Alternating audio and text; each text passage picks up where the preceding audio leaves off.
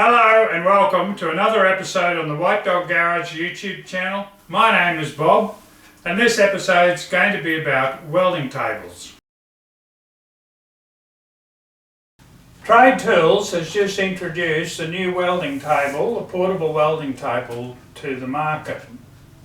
And this episode is going to be about that welding table because I bought one and I thought you might be interested. And I'll probably say at this point in time that TradeTools is not paying me anything for this episode and they don't contribute anything to the White Dog Garage YouTube channel. This is the Hare & Forbes welding table.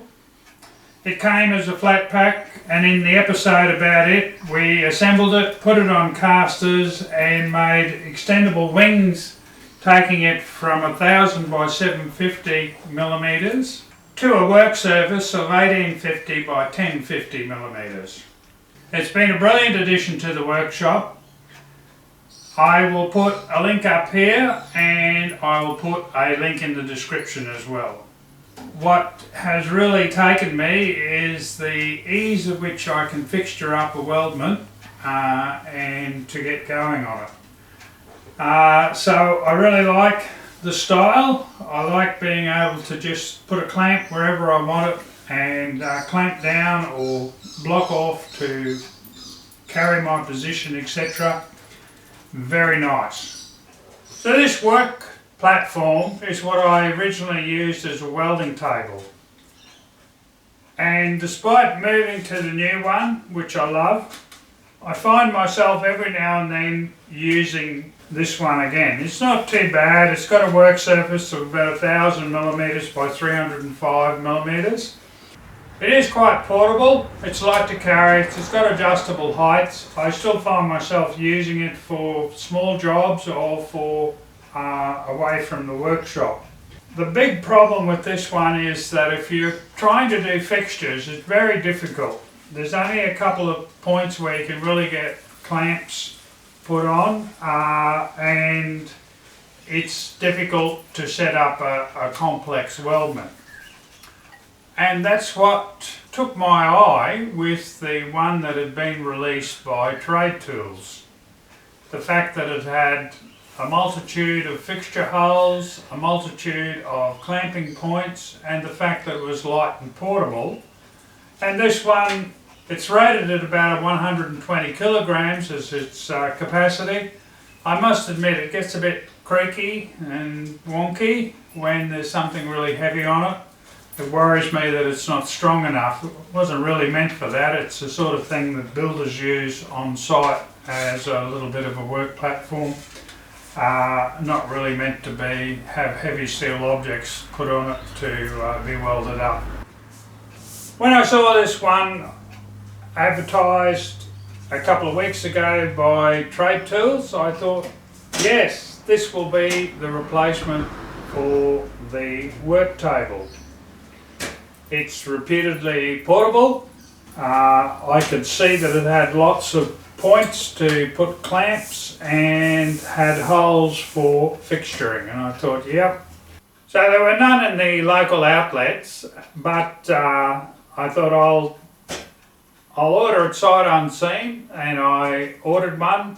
It's just over $100 to buy, and that triggers the free delivery option from TradeTools. So I thought, yes, why not? Beats spending hours in the traffic going to get one, wherever I could find one. I don't think they had a lot available at the time, and I ordered it online and it got delivered, and that's great. The table comes in a box and the only assembly required is to fit the carry handle and the earth lug.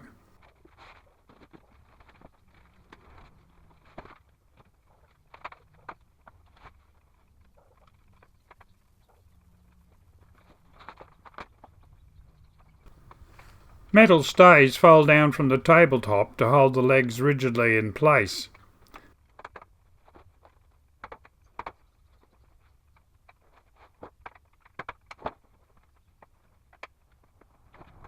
The carry handle is held in by 2 screws which are included. The screws are cap head and you'll need a 5mm hex or Allen key to fit them. The earth lug fits through the side of the tabletop and is held in place by a nut on each side. two 17mm spanners are needed to tighten it up. The table is rated to hold 450 kilograms and certainly felt solid as a rock under my 100 kilograms. So what's its vital statistics? Well, it's rated to hold a weight of 450 kilograms. This is a lot more than the old one. The work surface is 1070 millimeters long, 450 millimeters wide. The hole diameters, they're 20 millimeters. Now, there's a little bit of an issue there. The ones on the big table are 16 millimeters or 5/8 of an inch, but we can live with that and I'll show you how. The hole spacing is 75 millimeters. That's centre to centre to centre. The big table's spacing is 51 millimeters, or it's actually spot on at 2 inches. It's more of an imperial one than this one is. It's height adjustable with 7 heights. So it goes from 705 millimeters up to 935 millimeters in about 40 millimeter increments. You've got your fixture holes, but you've also got slots for putting clamps in, slots on the side as well.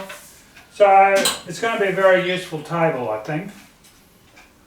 What I might have hoped for was that the holes were 16 millimeters or 5/8 of an inch, that I could use the fixturing pieces that I have for the Hare and Forbes table.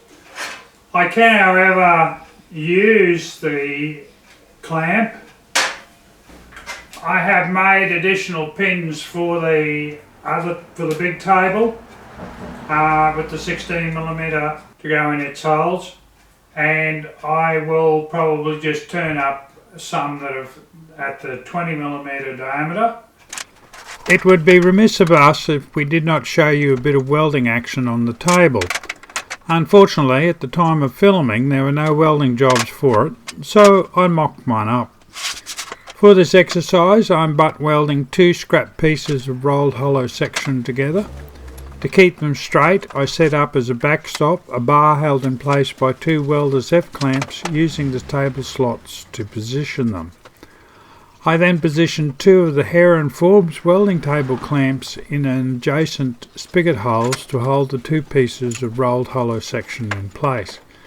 Despite being made for the 16mm holes used on the Hare and Forbes table, these clamps are also easily used in the 20mm holes that this table has.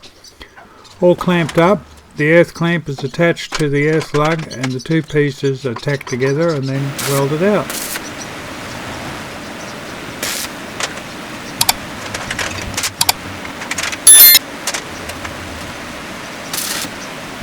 Cleaned up, it's come up reasonably well, can't complain about that.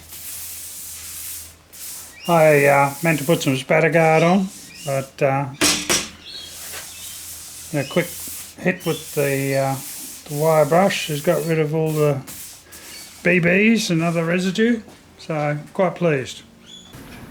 So if you're interested in buying one, that's your choice. I don't care whether you buy it or not. As I said early in the piece, I'm not sponsored by TradeTools. It's just that I thought it was such a handy table that I might share it with my viewers. Thanks for watching, and if you enjoyed the episode and you haven't already subscribed, well, perhaps you'd like to subscribe. It's easy, just hit the subscribe bar down below. While you're there, ding the little bell, and that way you'll get a notification from YouTube the next time an episode airs on the White Dog Garage YouTube channel. Thanks again for watching. I look forward to talking to you on another episode. Bye!